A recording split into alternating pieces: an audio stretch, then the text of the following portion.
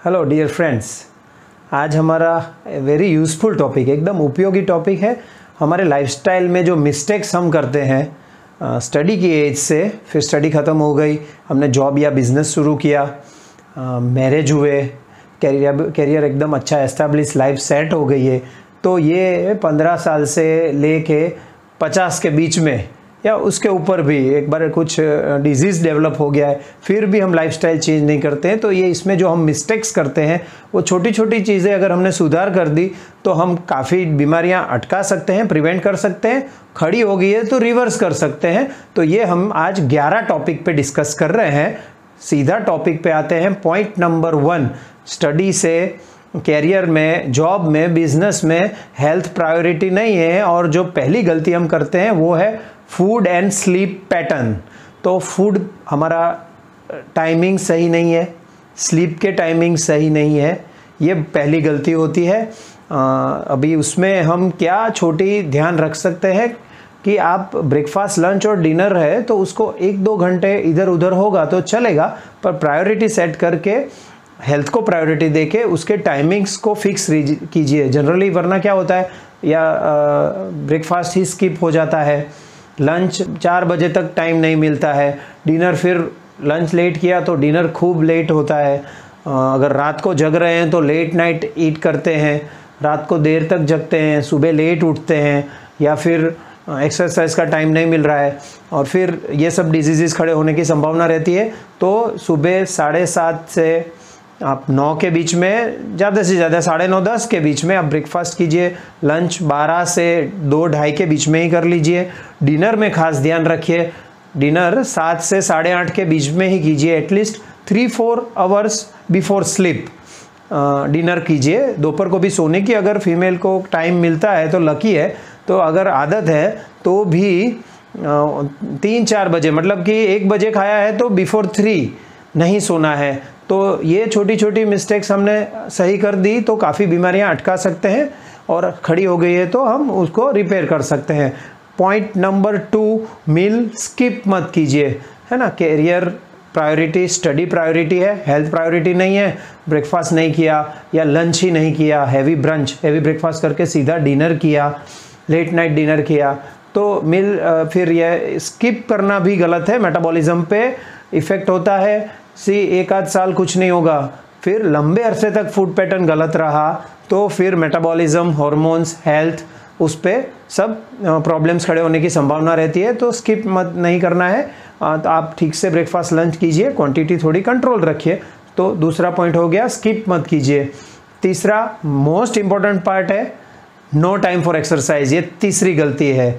आपके पास एक्सरसाइज का टाइम ही नहीं है। आपको घर पे इतनी रिस्पॉन्सिबिलिटी है, स्टडी का इतना प्रेशर है, या आपका जॉब का इतना प्रेशर है, तो आपको आपके हेल्थ के लिए टाइम नहीं है, तो बीमारियां आ जाएगी और फिर दिक्कतें खड़ी हो जाएगी, और लोग परेशान होकर हमको कंसल्ट भी करते ही है।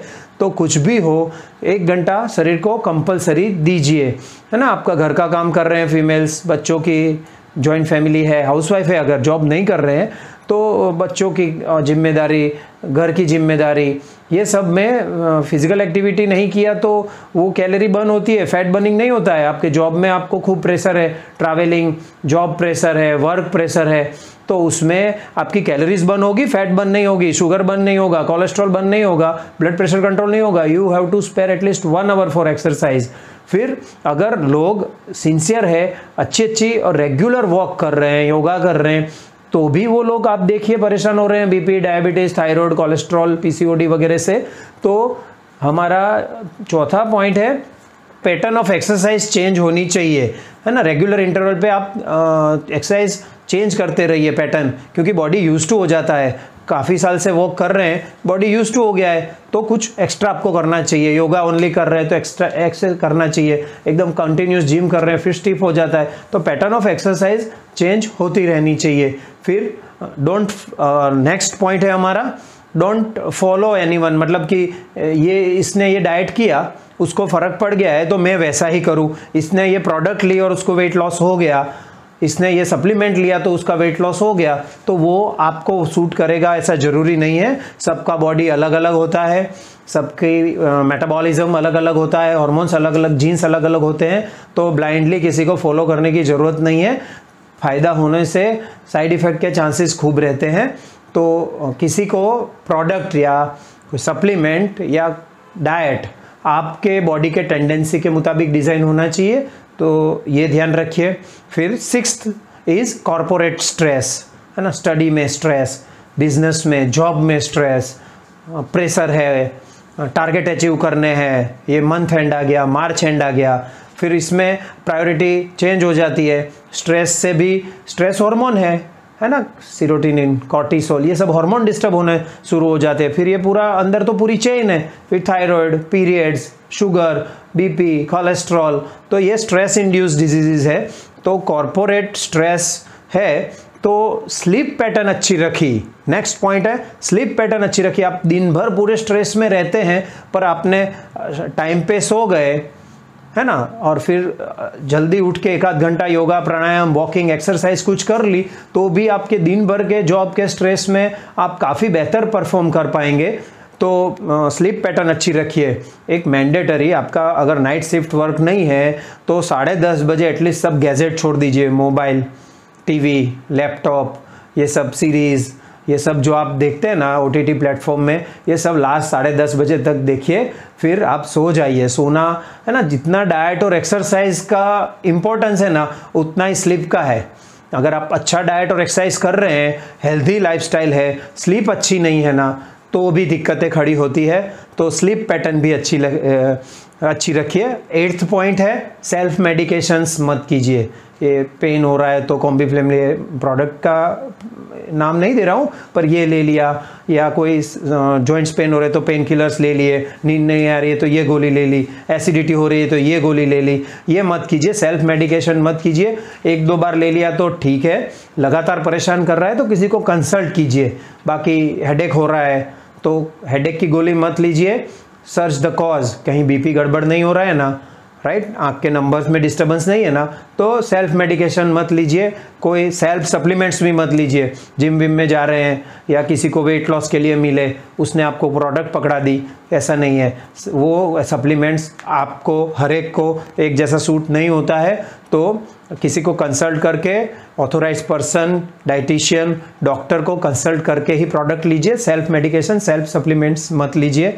अभी मेन टॉपिक है, कुछ एज बढ़ गई है और आपको गोलियां शुरू हो गई है, शरीर में डिजीज़ खड़े हो गए हैं, मेडिकेशन शुरू हो गई है, तो आप BP, sugar, cholesterol, uric acid, gas acidity, heart disease, कोई भी गोली अगर खा रहे हैं तो सुनिए, आप कॉज को दूर कीजिए, वो क्यों डिजीज़ खड़ा हुआ है, और फिर उसकी अगर आपने रिपेयरिंग नहीं किया तो ये डिजीज़ तो डेवलप होता रहेगा। These are all progressive diseases. फिर वो मेडिसिन अपनी साइड इफ़ेक्ट खड़ी करेगी, कॉज तो दूर नहीं हुआ है, वो डिजीज़ भी अपनी साइड इफ़ेक्ट खड़ी करेगा। कुछ साल में 1-1, 2-2 गोलियां बढ़ती जाती है और साइड इफ़ेक्ट्स बॉडी की खड़ी, अंदर काफ़ी सारी दिक्कतें विथ एज डेवलप हो जाती है। तो कोई भी बीमारी है तो कॉज को दूर करने का प्रयत्न कीजिए, सेल्फ लाइफस्टाइल मॉडिफिकेशंस करना है।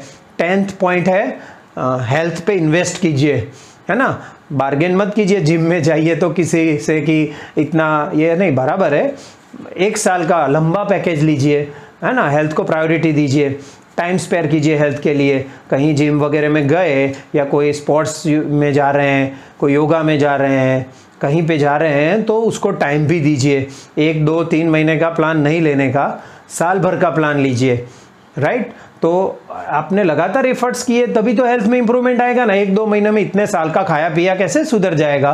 तो कहीं पे भी गए तो लंबा प्लान लीजिए। तो ये हमारा 10th पॉइंट है कि हेल्थ पे इन्वेस्ट कीजिए, वो खर्चा नहीं है ना, उसको एक्सपेंस में मत डालिए। और 11th लास्ट पॉइंट है रेगुलर बॉडी चेकअप करवाइए। बीपी आ गया, डायबिटीज आ गया सडन, तो ऐसे सडन डेवलप नहीं होता है, उसके पहले इंडिकेशंस मिल जाते हैं। तो रेगुलर बॉडी चेकअप करवाइए। छोटी मोटी अगर गड़बड़ आ रही है कि थोड़ा कोलेस्ट्रॉल आ रहा है, बॉर्डरलाइन शुगर आ रहा है, TSH थोड़ा ज़्यादा है, थोड़ा अगर पीरियड्स PCOD डेवलप हो गया है, तो उसको तभी छोटे मोटे लाइफस्टाइल मॉडिफिकेशन से आप फर्दर आने से रोक सकते हैं। तो ये 11 हमने चीज़ें आपको बताई।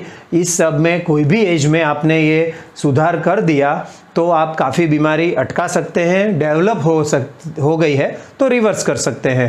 तो आप खुद कीजिए, कुछ ज़रूरत है तो हमको संपर्क कीजिए। हमारा एक अच्छा ऑनलाइन पोर्टल है, आप कोई भी कंट्री कोई भी स्टेट में हैं तो हमारा वीडियो कंसल्टेशन है, आप रूबरू मिले उसी तरह से आपका डीप कंसल्टेशन और आपको हम हेल्प करने का प्रयत्न करेंगे। आप कोऑपरेट कीजिए, हम इस सब चीज़ों में से बाहर निकल सकते हैं। हमारे गुजरात में क्लिनिक्स भी है अलग अलग सिटी में, तो वहाँ से बिलोंग कर रहे हैं तो आपको अगर ज़रूरत है तो आप रूबरू भी आके मिल सकते हैं।